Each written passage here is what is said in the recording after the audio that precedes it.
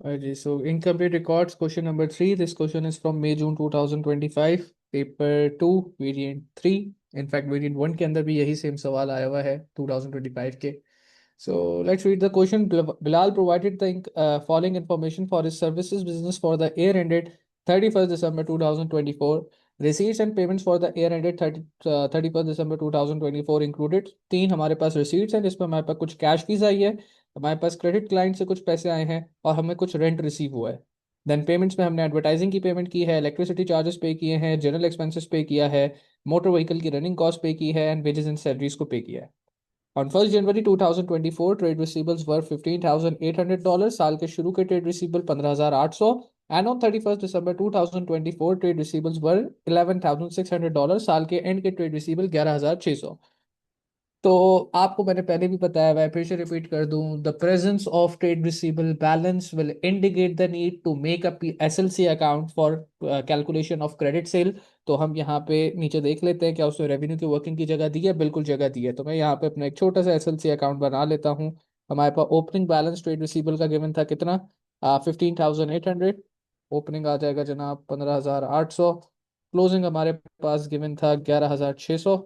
Closing आ जाएगा 11,600. हमें credit client से कुछ पैसे रिसीव हुए थे ड्यूरिंग द ईयर. कितने पैसे रिसीव हुए हैं, 34,290 हमें क्रेडिट क्लाइंट से रिसीव हुआ है, तो 34,290. और क्रेडिट साइड को ऐड करा के डेबिट साइड से मैं सब्ट्रैक्ट कराऊंगा. तो मेरे पास मेरी सेल्स की फिगर या कह लो कि क्रेडिट सेल्स की फिगर जो है वो निकल कर आ जाएगी. द तो क्रेडिट साइड में 34,290 के है। जो रिसीट्स हैं, जो पैसे आपको क्रेडिट क्लाइंट से रिसीव हुए हैं, बैंक कैश की जो फिगर होती है, 34,290 प्लस 11,600 माइनस 15,800. क्रेडिट सेल्स आ गई 30,090 की. सर रिसिप्ट में क्या क्या लिखते हैं? रिसीट्स के अंदर बेटा बेसिकली जो आपने माल बेचा है ना कस्टमर्स को क्रेडिट पे, तो उनसे जब पैसे रिसीव आए तो वो आपकी रिसीट है. ठीक है ना. तो आपको जितने भी पैसे आपको क्रेडिट क्लाइंट से रिसीव हुए हैं even in a certain duration, तो वो आपकी रिसीट्स हैं. जैसे यहाँ पे अभी जितने भी पैसे जो आपको क्रेडिट क्लाइंट से मिले होते हैं ना, वो सारा का सारा आपका रिसीट्स हो जाता है. ठीक है। देन एडजस्टमेंट 3 में कहता है ऑन 1st जनवरी 2024. अच्छा, लेकिन ये जो अभी रेवेन्यू निकला है टोटल रेवेन्यू नहीं है, क्योंकि इधर हमारे पास कुछ कैश फीस भी है 78,440. तो हम कैश फीस 78,440 को ऐड करा देंगे जो हमारी क्रेडिट सेल या क्रेडिट फी है 30,090 की. तो हमारे पास टोटल फीस निकल के आ जाएगी प्लस 78,440. तो टोटल फीस निकल के आ रही है 108,530. 108,530 ये आपकी आ गई टोटल फी, या जिसको आप अपना टोटल रेवेन्यू भी कह सकते हो. तो उसके बाद हमारे पास नेक्स्ट एडजस्टमेंट में कहते हैं on 1st January 2024 the allowance for irrecoverable debts was 632. साल के शुरू में कह रहा है पीबीडी जो है वो 632 का था. और 31st दिसंबर 2024 में बिलाल ने डिसाइड किया है कि अपने अलाउंस फॉर इररिकवरेबल डेट यानी पीबीडी के रेट को 1% से बढ़ा दे. अच्छा, पिछले साल का जो रेट था वो हमें नहीं मालूम. अगर आप कल वाला सवाल याद करो तो उसके अंदर भी हमें पिछले साल के पीबीडी का रेट मालूम नहीं था, लेकिन हमने रेट कैलकुलेट कर लिया था. आपने कहा था कि भाई साल के शुरू के ट्रेड रिसीवेबल मौजूद है, यस मौजूद है 15,800. साल के शुरू का पीबीडी का अमाउंट मौजूद है, यस मौजूद है 632. तो अगर आप सिंपली 15,800 डिवाइड करा देते हो इसको किससे, 632 से, 632 जो कि आपका ओपनिंग पीबीटी था, तो आपके पास क्या निकल के आ जाएगा. आपके पास 632 डिवाइड बाई 15,800, आपके पास आपका पीबीडी का रेट निकल कर आ जाएगा. 632 डिवाइड बाई 15,800 मल्टीप्लाई बाय 100. आपका पिछले साल का जो पीबीडी का रेट है वो 4% था. आपने इस साल पीबीडी के रेट को मैं मेंशन कर देता हूँ कि ये प्रीवियस ईयर का रेट है, प्रीवियस रेट, और इस साल वो रेट को 1% से बढ़ा रहा है. तो 4% प्लस 1%, करंट ईयर का रेट आपके पास आ गया कितना, 5%. और इस साल के एंड पे आपके पास जो ट्रेड रिसीवेबल है वो कितने के हैं, गिवन है अमाउंट $11,600. तो साल के एंड पे जब आप पीबीडी चार्ज करोगे तो 11,600 के ऊपर जो इस ईयर का रेट है 5% वो चार्ज करोगे. 11,600 मल्टीप्लाई बाय 5%, तो आपके पास इस साल की क्लोजिंग पीबीडी निकल के आ जाएगी $580. और हमें पता है कि हम जब पीबीडी को रिकॉर्ड करते हैं तो हम इनकम स्टेटमेंट के अंदर चेंज इन पीबीटी लेके जाते हैं, यानी कि closing PBT minus opening PBT लेके जाते हैं। तो चेंज इन पीबीटी हम निकाल लेते हैं। चेंज इन पीबीटी कैसे आएगा? क्लोजिंग पीबीटी जो अभी हमने कैलकुलेट किया $580 माइनस आपका ओपनिंग पीबीटी जो सवाल में गिवन था $632। 580 माइनस 632, चेंज इन पीबीटी आ गया -$52। अगर चेंज इन पीबीटी नेगेटिव है तो this will be treated as a other income in your income statement. Then उसके बाद एडजस्टमेंट नंबर 4 में कहता है on 1 January 2024 electricity charges 270 were outstanding, on 31 December 2024 electricity charges of 490 were prepaid. Again अब उसने electricity charges साल के शुरू पे कह रहा है अक्रूड थे, आउटस्टैंडिंग थे, साल के एंड पे कह रहा है प्रीपेड थे। आप चाहो तो पाप का अकाउंट बना के इनकम स्टेटमेंट की फिगर निकाल लो। आप चाहो तो जो मैंने आपको एक्रोनियम्स दिए थे कि भाई ओपनिंग अक्रूवल का क्या होना है, क्लोजिंग प्रीपेमेंट का क्या होना है, उसको इस्तेमाल करते हुए इनकम स्टेटमेंट की फिगर निकाल तो इधर सकते वही होएगा ना, ओपनिंग अक्रूड ऐड हो जाएगा और क्लोजिंग प्रीपेमेंट माइनस हो जाएगी। नहीं, ओपनिंग अक्रूवल भी बेटा माइनस होता है। ओपनिंग अक्रूवल भी माइनस होगा, क्लोजिंग प्रीपेमेंट भी माइनस होगी। अगर तुमने एक्रोनियम लिखे हुए तो दोबारा उनके पास जाओ, रिविजिट करो, दोनों माइनस होंगे। ठीक तो है, मैं आपका देखता हूँ। इलेक्ट्रिसिटी चार्जेस था 3610 का जो आपने अमाउंट पे करी थी। आप उस 3610 के अंदर जो आपकी ओपनिंग अक्रूवल है, तो ओपनिंग अक्रूवल आपका हो जाएगा -270 का, और क्लोजिंग प्रीपेमेंट, क्लोजिंग डेट पे प्रीपेमेंट है 490, वो भी आपकी क्या हो जाएगी? माइनस हो जाएगी। तो -270 -490 हमने एक्रोनियम यूज कर लिया। अगर पाप का अकाउंट भी बनाना चाहते तो हम पाप का अकाउंट भी बना सकते थे। 3610 -270 -490, ये आपके पास आ रहा है 2850 इलेक्ट्रिसिटी का इनकम स्टेटमेंट वाला चार्ज, जो कि इनकम स्टेटमेंट में जाएगा। फिर आपके पास अगले एडजस्टमेंट में इसको कहता है हम और डेप्रिसिएशन भी कह सकते हैं। नहीं नहीं, डेप्रिसिएशन क्यों कह सकते हैं? ये आपका कोई fall in value of non current asset थोड़ी है। डेप्रिसिएशन तो बिल्कुल जो नॉन करंट एसेट के ऊपर रेट चार्ज होता है वो डेप्रिसिएशन जाएगा ना बेटा। ये आपका डेप्रिसिएशन क्यों है? ये तो आपका इलेक्ट्रिसिटी का एक एक्सपेंस था, आपने जो उसके अक्रूवल प्रीपेमेंट की एडजस्टमेंट करा ली, तो आपके पास वो फिगर आ गई जो कि इलेक्ट्रिसिटी चार्जेस की इनकम स्टेटमेंट में जाएगी। ये आपका डे टू डे खर्चा है, इसका डेप्रिसिएशन से दूर दूर तक कोई लेना देना नहीं है। ओके। देन फिफ्थ एडजस्टमेंट में लिखा हुआ है on 1 May 2024 a part of the business premises was rented out at $1650 for every 3 months receivable in advance. तो कह रहा है $1650 के लिए हमने अपनी एक जगह थोड़ी सी प्रेमिसेस जो है वो रेंट आउट कर दी है, और हर 3 महीने का रेंट 1650 है। अगर 3 महीने का रेंट 1650 है तो एक महीने का रेंट कितना हो जाएगा? 550 हो जाएगा।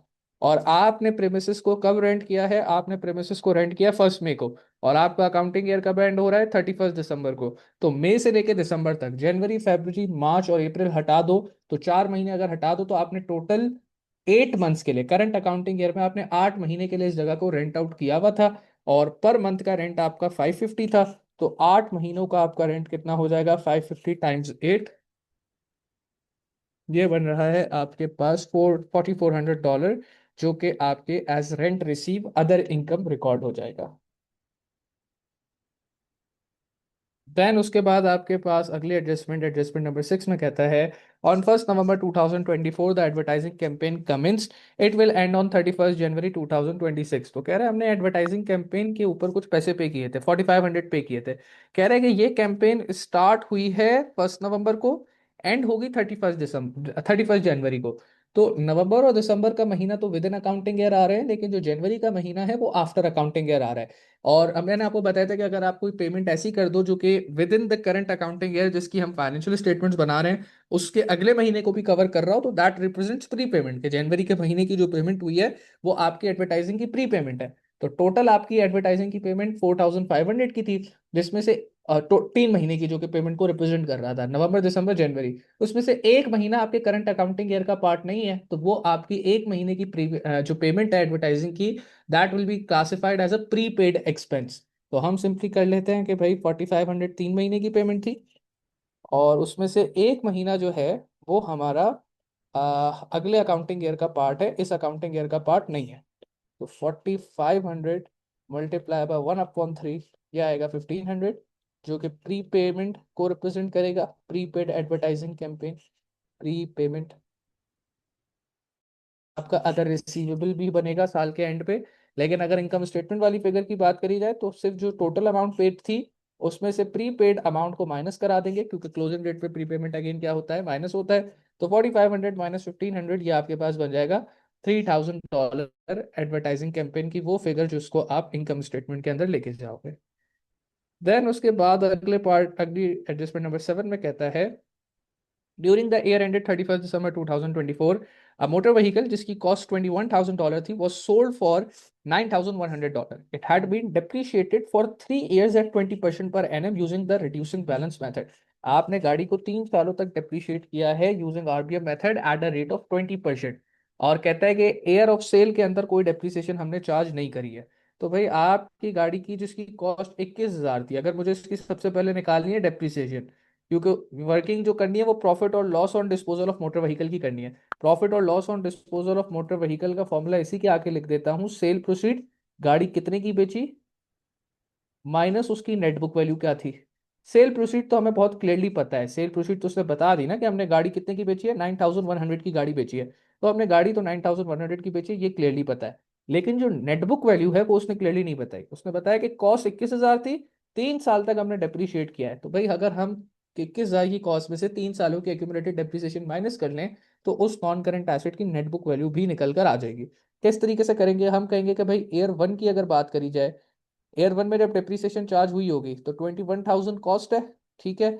और उसके ऊपर 20% का रेट लगा होगा, 21,000 टाइम्स 20%, ये आपके पास आएगा 4200 की डेप्रिसिएशन। लेकिन एयर टू के अंदर जो डेप्रिसिएशन चार्ज हुई होगी वो 21,000 जो कि कॉस्ट है माइनस 4200, और उसके ऊपर जो है 20% का रेट लगा होगा। तो 21,000 माइनस 4200 टाइम्स 20%, ये आ रहा है 3360। तो एयर टू की डेप्रिसिएशन आ गई आपकी 3360। जबकि अगर एयर थ्री की बात करें तो एयर थ्री में जो डेप्रिसिएशन चार्ज हुई होगी वो 21,000 कॉस्ट थी, माइनस दोनों सालों की डेप्रिसिएशन को ऐड करा के जो accumulated depreciation year one year two की बनेगी 4200 प्लस 3360, 4200 प्लस 3360, ये आ रहा है 2 सालों की डेप्रिसिएशन मिला के 7560। तो कॉस्ट माइनस अब तक की दोनों सालों की एक्यूमुलेटेड डेप्रिसिएशन 7560 मल्टीप्लाई बाय 20%। तो 30 साल की डेप्रिसिएशन आपके पास आ जाएगी 21,000 माइनस 7560 टाइम्स 20%, 2688। 30 साल की डेप्रिसिएशन आ रही है 2688। और तीनों सालों की डेप्रिसिएशन को अगर आप ऐड कर दो, तो 2 सालों को ऐड करके तो 7560 आ रहा था, बस 30 साल की अगर इसमें ऐड कर दो 7560 प्लस 2688, तीनों सालों की डेप्रिसिएशन मिला के आ रही है 10,248। आपको पता है नेट बुक वैल्यू का क्या फॉर्मूला होता है, cost minus accumulated depreciation. Cost थी इसकी 21,000, अब तक तीनों सालों की मिला के डेप्रिसिएशन जो कि 7560, या ये कह लो कि 4200 प्लस 3360 और 2688 को करके तीनों सालों की जो एक्यूमुलेटेड डेप्रिसिएशन आ रही है वो मेरे पास आ रही है 10,248 माइनस 10,248। तो 21,000 माइनस 10,248, 21,000 माइनस 10,248, ये आपके पास आ रही है कोई नेट बुक वैल्यू जनाब 10,752 की। साइड में वर्किंग कर लेते हैं, 9,100 माइनस 10,752 जो कि इस नॉन करंट एसेट की आपके पास नेट बुक वैल्यू निकल के आ रही है। तो पता चल रहा है कि सेल प्रोसीड कम है, नेट बुक वैल्यू ज्यादा है, यानी कि आपने एसेट को लॉस में बेचा है। कितने लॉस में बेचा है, डिफरेंस निकाल लेते हैं। 10,752 माइनस 9,100, ये आपके पास आ रहा है 1,652। और क्योंकि सेल प्रोसीड कम थी, नेट बुक वैल्यू ज्यादा थी, तो ये लॉस ऑन डिस्पोजल को रिप्रेजेंट कर रहा है। देन डेप्रिसिएशन निकालने का बोला हुआ है, लास्ट एडजस्टमेंट के अंदर उसने बताया हुआ था। उसने क्या कहा है, non current assets eight 31 December 2024 वर। इसका मतलब ये कि उसने कहा कि साल के एंड पे जो हमारे पास नॉन करंट एसेट मौजूद हैं, जो बिक गए वो बिक गए, उनका काम कह रहा है हो गया। जो साल के एंड पे नॉन करंट एसेट मौजूद है उसमें आपके पास बिजनेस प्रेमिसेस में एक ऐसी बिजनेस प्रेमिसेस है जिसकी कॉस्ट 120,000 है, जो कि आपने 1 जनवरी 2021 को खरीदी थी, और उस पर 2% per annum using straight line लग रहा है। तो बहुत सिंपल है, 1,20,000 का 2% लगा लो तो प्रेमिसेस की डेप्रिसिएशन निकल कर आ जाएगी। तो प्रेमिसेस के लिए 1,20,000 का 2%, जो कि आपका बनेगा 2,400। ठीक है, उसके बाद आपके पास अगले उसकी बात करी जाए, मोटर व्हीकल। मोटर व्हीकल के लिए कह रहा है कि भाई एक ही मोटर व्हीकल जो मौजूद है उनकी कॉस्ट $26,000 है। And 20% per annum using RBM method आपने लगाना है। और ये मोटर व्हीकल अच्छा खरीदी 1 जनवरी 2024 को गई है, विच मीन्स कि अगर 31 दिसंबर 2024 पे इस पे डेप्रिसिएशन चार्ज करनी है और ये मोटर व्हीकल खरीदी ही 1 जनवरी 2024 में, इसका मतलब this will be the first year for this motor vehicle in which the depreciation is going to be charge. और पहले साल में अगर आप किसी नॉन करंट एसेट पर डेप्रिसिएशन चार्ज कर रहे हो, तो जो उसकी कॉस्ट है वही उसकी नेट बुक वैल्यू। तो मैं जो कॉस्ट गिवन है 26,000, उसी पे 20% का रेट लगा दूंगा, तो मेरे पास डेप्रिसिएशन चार्ज निकल कर आ जाएगा। तो मोटर व्हीकल के लिए 26,000 टाइम्स 20%, जो कि बनेगा 5,200। एंड इसके बाद लास्ट में फर्नीचर एंड इक्विपमेंट के लिए कह रहा है 10% यूजिंग स्ट्रेट लाइन मेथड, तो सीधा सीधा 22,000 पे 10% लगा दूंगा, तो स्ट्रेट लाइन मेथड आ जाएगा। फर्नीचर 22,000 टाइम्स 10%, ये आ गया आपका 22। सारी वर्किंग हो गई है। वर्किंग मैंने कॉलम में की है ताकि आपको आइडिया रहे कि भाई वर्किंग हमने हमेशा कॉलम के अंदर ही करके दिखानी होती है। और अब उसने कहा था स्टेटमेंट ऑफ प्रॉफिट और लॉस बना के दे दो, तो मैं उसको स्टेटमेंट ऑफ प्रॉफिट और लॉस भी बना के दे दूंगा।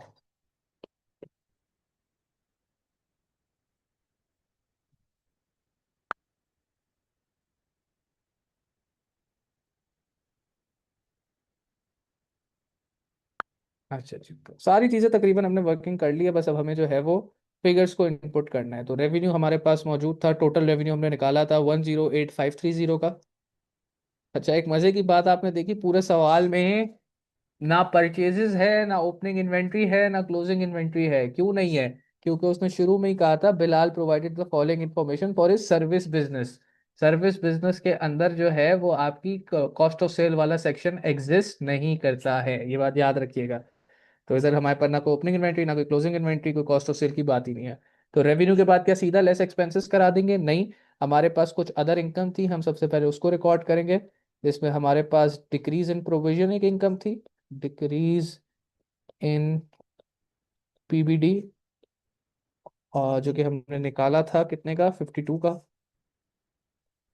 एंड हमारे पास रेंट रिसीव भी एक अदर इनकम थी, जिसकी हमने वर्किंग करी थी। ये रहा 4,400। इसके अलावा तो मेरे ख्याल से हाँ, इसके अलावा तो और को वो नहीं है आपके पास। अदर इनकम दोनों को ऐड कर लेंगे, 52 प्लस 4,400, 4,452 बनेगा। और उसको सीधा सीधा जो है वो रेवेन्यू की फिगर 108530 में ऐड कर लेंगे। 4,452, 4,452 प्लस 108530, ये बन गया 112,982, 112,982। ठीक है। इसमें से आप इसको, अच्छा अब इसको आप सीधा ये आपको पता है जो रेवेन्यू प्लस अदर इनकम की फिगर, इसको कोई नाम नहीं लिखते, बस टोटल इनकम को आपके रिप्रेजेंट कर रहा होता है। इसमें से हम माइनस करा देंगे हमारे expenses. Expenses one by one करके रिकॉर्ड करेंगे। सबसे पहले हमारा आ जाएगा एडवर्टाइजिंग कैंपेन का एक्सपेंस। एडवर्टाइजिंग कैंपेन जो हमने नीचे कैलकुलेट किया हुआ है, यस, 3,000 हमने देखा था कि एडवर्टाइजिंग कैंपेन में जा रहा है। देन उसके बाद हमारा आ जाएगा इलेक्ट्रिसिटी चार्जेस।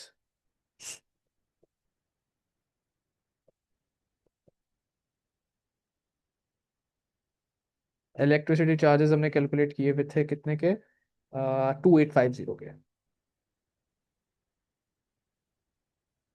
फिर जनाब हमारा आ जाएगा जनरल एक्सपेंस। अच्छा, जनरल एक्सपेंस से रिलेटेड कोई एडजस्टमेंट गिवन नहीं थी, तो बस जो अमाउंट पेड है वो ही एज अ एक्सपेंस रिकॉर्ड कर दी जाएगी। General expense as it is 880 आ गया।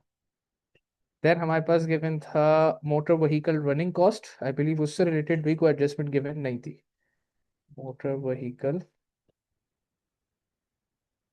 रनिंग कॉस्ट चेक भी कर लेना एक दफा, मैंने निकाल के कोई मोटर व्हीकल रनिंग कॉस्ट से रिलेटेड कोई एडजस्टमेंट गिवन हो। जिस मोटर व्हीकल रनिंग कॉस्ट से कुछ नहीं गिवन, तो वो भी एज इट इज 1320 आ जाएगा। एंड देन उसके बाद हमारे पास था वेजेस एंड सैलरीज, उससे रिलेटेड भी कोई एडजस्टमेंट गिवन नहीं है, तो वो भी एज इट इज 31,600 आ जाएगा। वेजेस,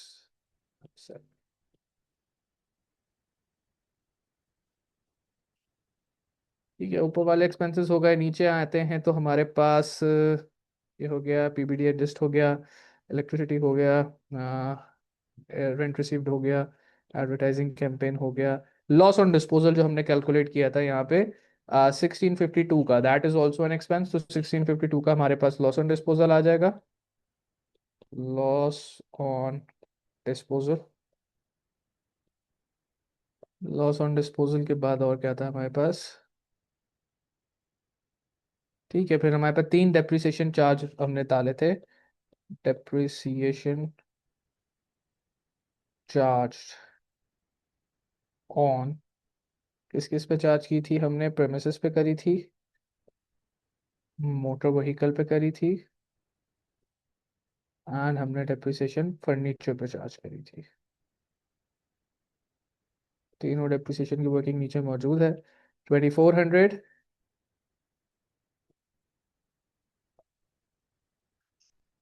एंड देन हमारे पास था 5200, उसके बाद हमारे पास था फर्नीचर का 2200। सारे एक्सपेंसेस का टोटल कर लेते हैं। 3000 plus 2850 plus 880 plus 1320 plus 31600 plus 1652 plus 2400 plus 5200 plus 2200। Expenses का टोटल आ रहा है 51,102।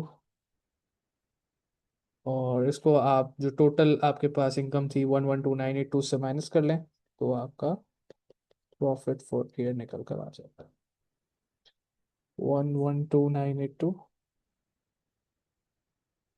माइनस आंसर 61,880, आपका प्रॉफिट फॉर ईयर निकल के आ रहा है। देन नेक्स्ट पार्ट में बढ़ते हैं। इनकम स्टेटमेंट देखो पूरे 14 मार्क की थी। उसके बाद नेक्स्ट पार्ट में कहता है at 31 December 2024 the cash at bank balance was 8950। Prepare and extract from the statement of financial position at 31 December 2024 showing the asset section only. तो शोइंग द, अगर एसेट सेक्शन ओनली की बात है तो हम फिर सबसे पहले नॉन करंट एसेट शो करेंगे। नॉन करंट एसेट्स में हमारे पास तीन किस्म के एसेट्स थे। प्रेमिसेस थी, मोटर व्हीकल थी, और लास्ट में फर्नीचर था।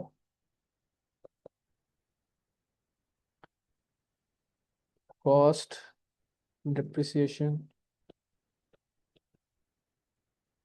Net book value.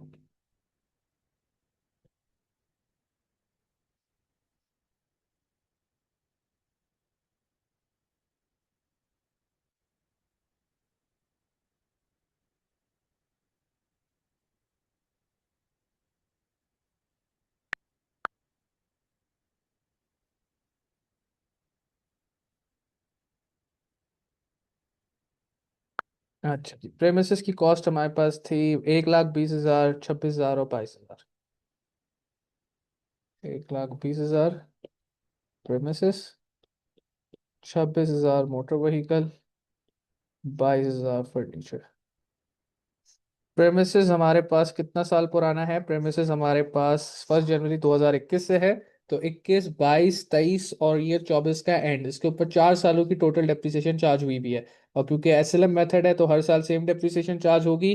तो पहले साल जो प्रेमिसेस की इस साल की डेप्रिसिएशन है 2400 है, तो वही डेप्रिसिएशन चारों सालों में चार्ज होगी। 2400 टाइम्स 4 कर दूं तो मेरे पास आंसर आ रहा है 9600 की इसके ऊपर अभी तक डेप्रिसिएशन चार्ज हुई है। कॉस्ट माइनस डेप्रिसिएशन करूंगा, 120,000 माइनस 9,600, तो ये निकल के आएगा 1,10,400।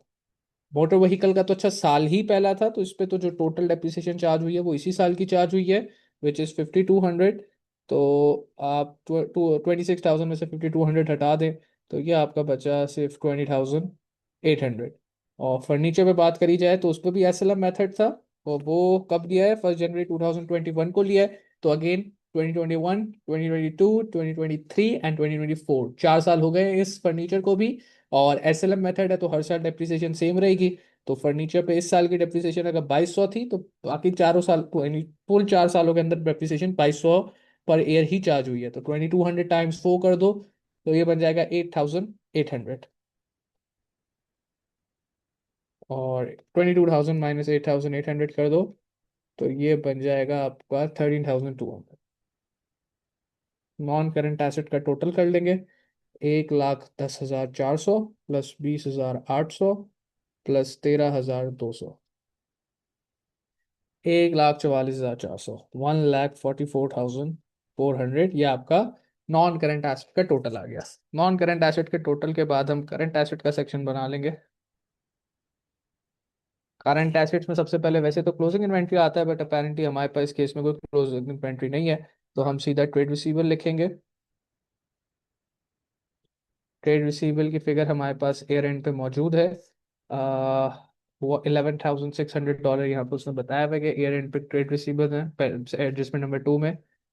तो 11,600 के ट्रेड रिसीवेबल आ गए। एंड देन उसमें से आपको पता है लेस क्या कराता हूँ मैं, पीबीडी माइनस कराता हूँ, provision for doubtful date. Provision for doubtful date कौन सा वाला, चेंज या क्लोजिंग? तो जवाब है चेंज। जो जवाब है क्लोजिंग। चेंज इन पीबीडी जाता है आपका इनकम स्टेटमेंट के अंदर, और जो क्लोजिंग पीबीडी आपने कैलकुलेट किया था इस साल का वो जाएगा आपका एसओएफपी के अंदर। तो आपने क्लोजिंग पीबीडी जो रेट लगाया था 11,600 पे 5%, तो हमारे पास आया था 580, ये था हमारा closing PBD.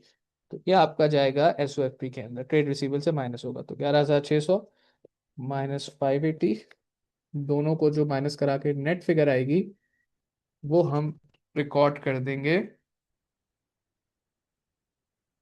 Second column of एसओएफपी के अंदर, $11,020। Then trade receivable less PBD हो गया।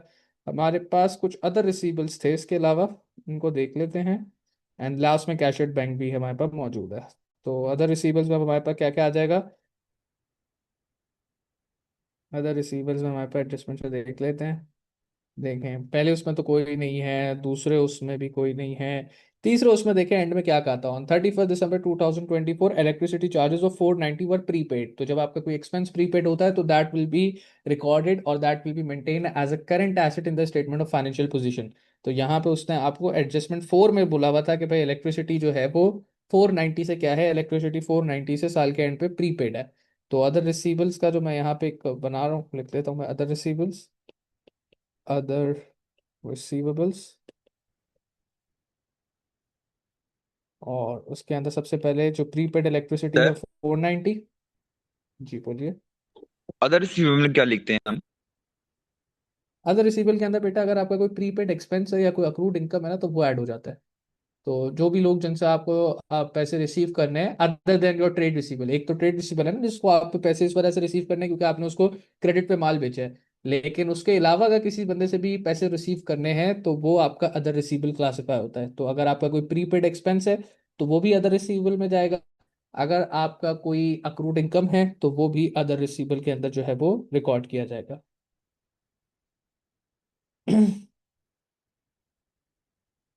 ठीक है जी, फिर हमारे पास यहाँ पे रिटर्न है एडजस्टमेंट 5 में बिजनेस प्रेमिसेस रेंट आउट की थी 8 महीने के लिए, लेकिन उसमें जो रेंट था वो आप एडवांस में ले रहे थे। तो एडवांस अगर आप रेंट ले रहे हो तो प्रीपेड इनकम आपका एसेट नहीं होगा, प्रीपेड इनकम आपके बिजनेस की लायबिलिटी होती है। तो फिफ्थ वाले का कोई लेना देना नहीं है।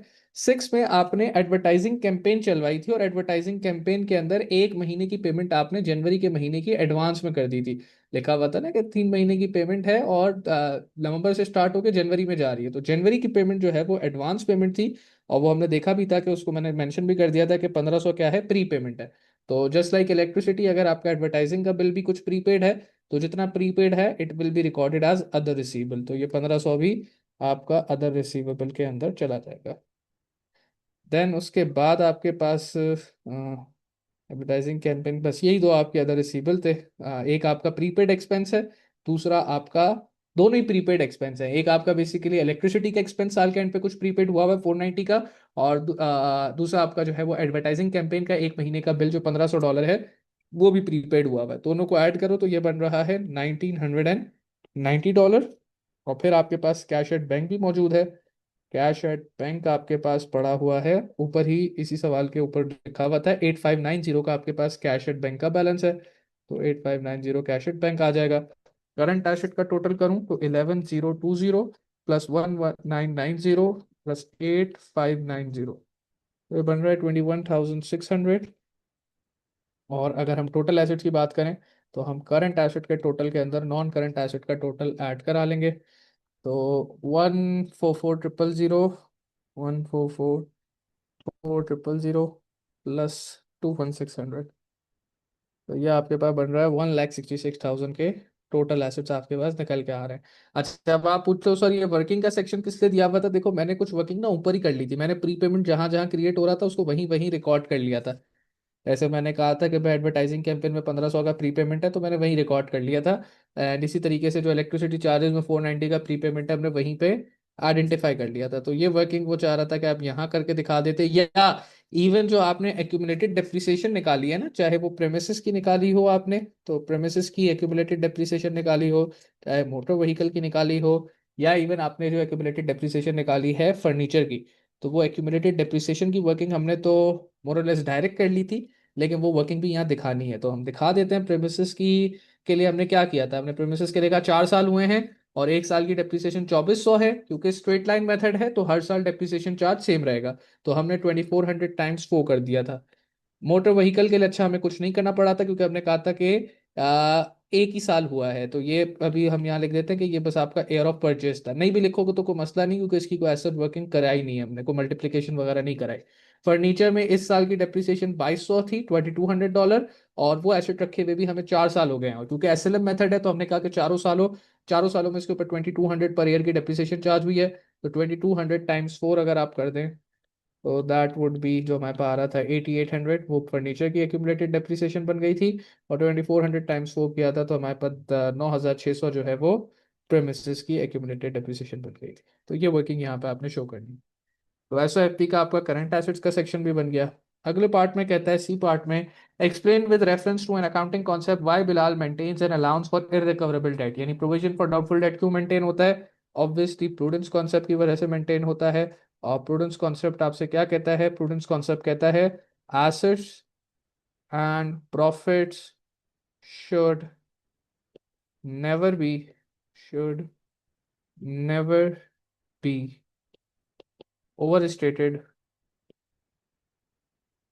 To represent true and fair view of business, to represent true and fair view of business। ठीक है जनाब।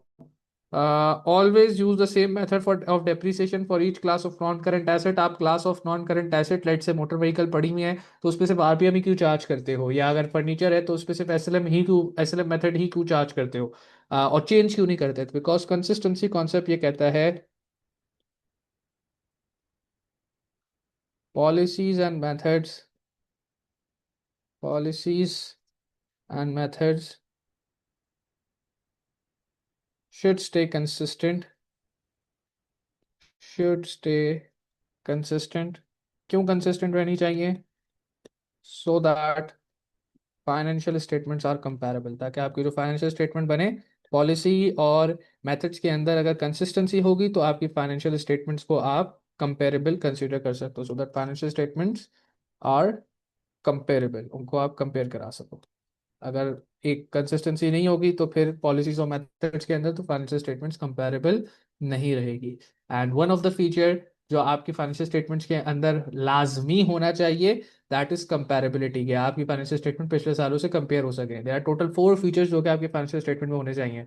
आपकी फाइनेंशियल स्टेटमेंट रिलायबल होनी चाहिए, रेलेवेंट होनी चाहिए, कंपेरेबल होनी चाहिए, और अंडरस्टैंडेबल होनी चाहिए। तो अगर कंसिस्टेंसी आपके मेथड्स और पॉलिसीज में नहीं होगी, तो आपकी फाइनेंशियल स्टेटमेंट्स में से जो 4 फीचर हैं उसमें से एक फीचर जो कंपैरेबिलिटी का है, वो फीचर मिस आउट हो जाएगा। देन उसके बाद कहता है, Bilal hopes to expand his business and move to larger premises. He is considering the following option. Option A में वो कह रहा है कि rent out the whole of the current business premises and taking out a lease on new premises. कह रहा है कि अपनी पुरानी जगह को पूरा का पूरा रेंट पे दे दूं, और नई जगह के लिए कोई उस पर लीज पे ले लूं, यानी डाउन पेमेंट करूं और फिर उसको लीज पे चलाता रहूं, कुछ ना कुछ पेमेंट करके नई जगह चला लूं। ऑप्शन बी में यह है कि भाई हम करंट प्रेमिसेस को बेच दें, और उससे जो प्रेमिसेस आए उसको इस्तेमाल करें, उसकी प्रोसीड्स को to partly finance the purchase of new premises, ताकि आप न्यू प्रेमिसेस को खरीद सको। He is aware that he will also need a bank loan to finance the balance of the purchase price of the new premises, उसको ये भी पता है कि भाई पुरानी जगह को बेच के नई जगह के पैसे नहीं आएंगे। कुछ तो हद तक वो फाइनेंस हो जाएगी पुरानी जगह की प्रोसीड से, लेकिन बाकी अमाउंट को पूरा करने के लिए मुझे बैंक से हो सकता है लोन भी लेना पड़े। बल्कि हो क्या सकता है, वो कह रहा है कि ही इज अवेयर कि मुझे लोन लेना पड़ेगा। तो जाहिर सी बात है, आप छोटी जगह बेच के बड़ी जगह ले रहे हो, तो छोटी जगह कम पैसों में बिकेगी, बड़ी जगह महंगे पैसों में आएगी। तो जो डिफरेंस होगा वो कह रहा है कि मुझे बैंक लोन से पूरा करना पड़ेगा। Advise Bilal which option he should choose. Justify your answer by discussing both options.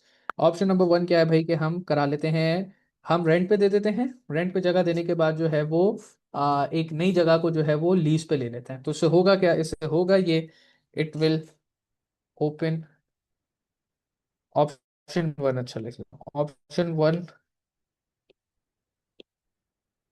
और यह लिखना है रेंटिंग आउट ओल्ड लीज क्या होता है? प्रेमिसेस। लीज बेटा ये होता है कि आपने जो है ना एक जगह को 10 साल के उस पे ले लिया लीज पे, और अब आप कह रहे हो कि मैं आपको मंथली बेसिस पे जो है वो पेमेंट करता रहूंगा और उस जगह को जो है वो इस्तेमाल करता रहूंगा।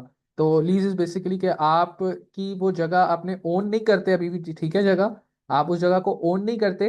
It's somewhat you can say rental पे आपने एक जगह ले ली है, ठीक है ना, लेकिन अब वो जगह लॉन्ग टर्म आपका एक कॉन्ट्रैक्ट बन गया है, 10 साल का या 5 साल का या 20 साल का। अब 20 साल तक आप एक जो आपकी पेमेंट डिसाइड हुई है आप वो पेमेंट करते रहोगे और उस जगह को इस्तेमाल करते रहोगे। तो it's not like owning a place exactly, but you know you can utilise that place until unless you are paying your lease instalment on time. जब तक आप, तो इसको आप कहोगे बहुत आसान लफ्जों में, एक तरीके से रेंटल एग्रीमेंट है, एक जगह का रेंटल एग्रीमेंट है, उसको आप लीज कहते हो। तो renting out old premises will open up a new income source for Bilal, income source for Bilal,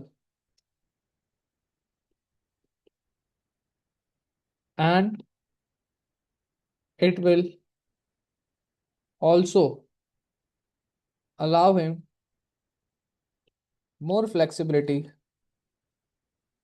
more flexibility to shift back, to shift back to the old place, to the old place, if business does not perform, if business does not perform strongly, strongly at the new place, at the new premises.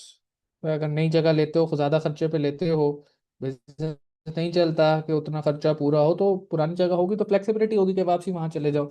और पुरानी जगह rent पे होगी तो वो आपके लिए एक एडिशनल सोर्स ऑफ इनकम भी प्रोवाइड कर रही होगी। Does not old place if business does not perform strongly at the new premises, ठीक है। और अगर आप लीज पे जगह ले रहे हो तो it lease payment, lease payment will pose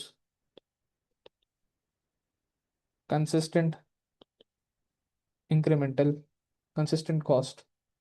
These payment will pose consistent cost on profit and losses, profit and losses on profit and losses. क्योंकि जब लीज पेमेंट है तो एक तरीके से रेंटल पेमेंट ही होगी ये आपकी, और वो आपकी जाहिर सी बात है प्रॉफिट एंड लॉस के ऊपर जो है वो कंसिस्टेंटली एक कॉस्ट को पोज रखेगी। जाहिर सी बात है रेंटल एक्सपेंस आपका एक एक्सपेंस है, तो आपको अगर लेट से 5 लाख आपकी जगह से रेंट आ रहा होगा तो आप 10 लाख आगे नई बड़ी जगह पे रेंट दे रहे होगे, तो ओवरऑल तो आपका रेंट ज्यादा ही जा रहा होगा ना, ओवरऑल तो आप खर्चा ही इंकर कर रहे हो, आपकी कॉस्ट ही ज्यादा हो रही है, क्योंकि आपके प्रॉफिट और लॉस को डिस्टर्ब रखेगी। देन अगर ऑप्शन टू की बात करें, buying a new asset, buying a new premises, buying a larger new premises, buying a larger new premises will allow him, will allow him to own a much more valuable asset, a much more valuable asset in future. तो for some initial years, for some initial years, interest cost on bank loan will reduce profits,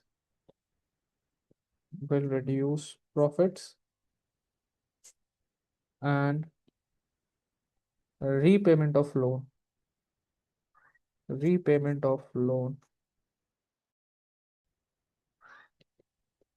may pose or may create liquidity issues,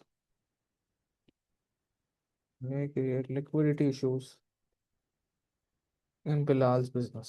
क्योंकि आप जगह खरीदने के लिए loan ले रहे हो, और जगह खरीदने के लिए जो लोन ले रहे हो तो उसकी रीपेमेंट सालाना बेसिस पे आपको नॉर्मली करनी पड़ेगी।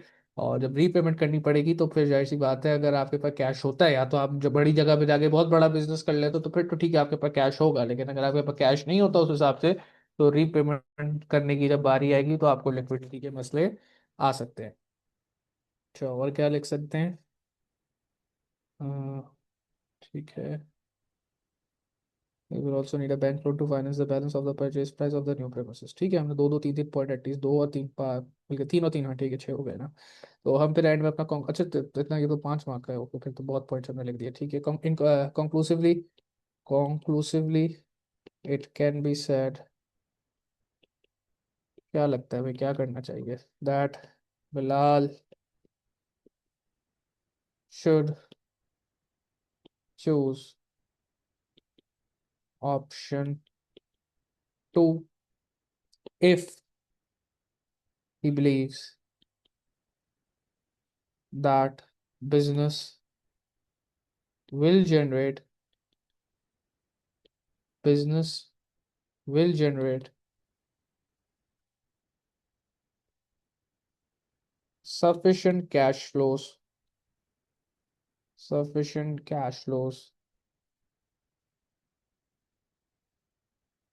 for repayment of loan, for repayment of bank loan. और जी, तो ये आपका था मई जून 2025 पेपर 2 वेरिएंट 3 का सवाल, जो कि बिल्कुल ही रिसेंट आपका पेपर है, जो कि हमने अभी कवर अप